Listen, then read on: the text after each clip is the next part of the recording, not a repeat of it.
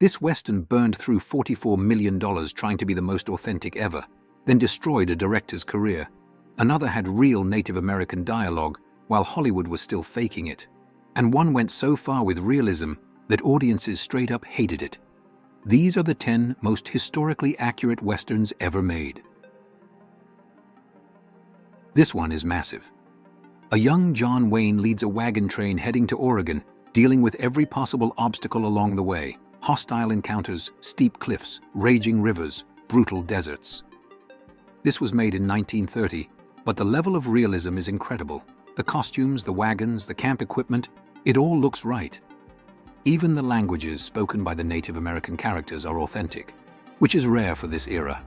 And visually, the film is just stunning. They shot it on location, so every landscape you see is the real deal. It's one of the earliest Westerns to really focus on realism, and even today, it holds up as one of the most historically accurate depictions of life on the frontier. This is a sweeping historical drama set during the French and Indian War.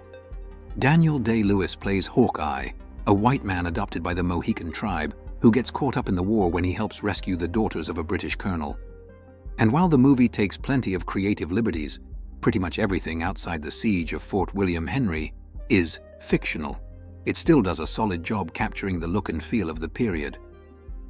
Historian Joyce Appleby pointed this out. She said that, compared to earlier Westerns, this one actually gets a lot right. The warfare, the tactics, the uniforms, it's all mostly accurate. And the film does a good job of showing that bigger power struggle between Britain and the other European nations fighting for control of North America. Not every detail is perfect, of course, but for a Hollywood production, it's one of the better ones.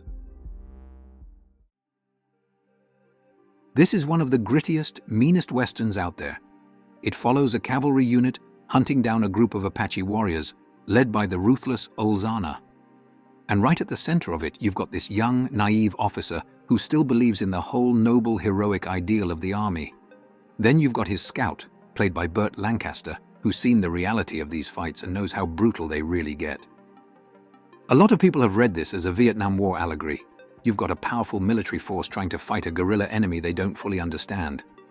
And that harsher, more cynical tone actually helps with the film's historical accuracy.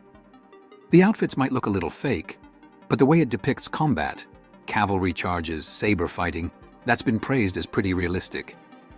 And the portrayal of daily life in a US Army fort in the late 19th century is immersive, believable, and a lot rougher than most Westerns had shown up to that point.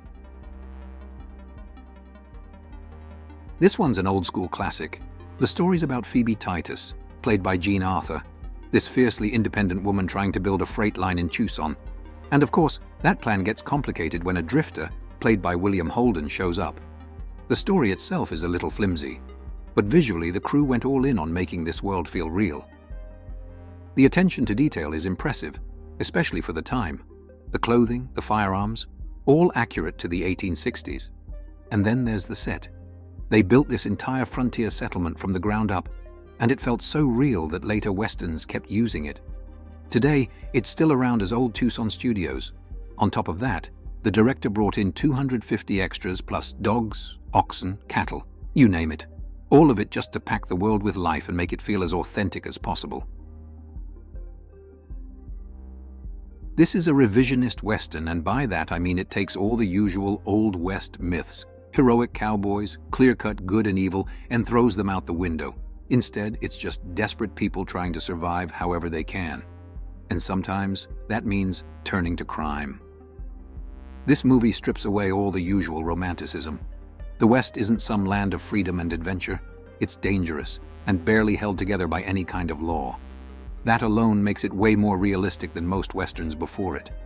And it was part of that early 70s wave of revisionist Westerns, where filmmakers finally started breaking down the old Hollywood cliches and showing the West for what it really was.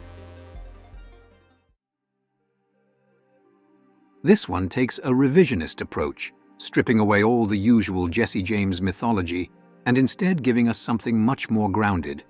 It's set during the final months of Jesse's life, with Brad Pitt playing the infamous outlaw and Casey Affleck as Robert Ford, the young man who worships him, then ultimately betrays him. The movie is based on a heavily researched novel, and that accuracy carries over into the details. The guns, the clothing, the locations, all carefully done. But what really makes this one stand out is how it captures the time period's crime and, more importantly, the nature of fame. It doesn't treat Jesse James like some larger-than-life folk hero. It treats him like a real person. Flawed, paranoid, human. It's all about characterization over action.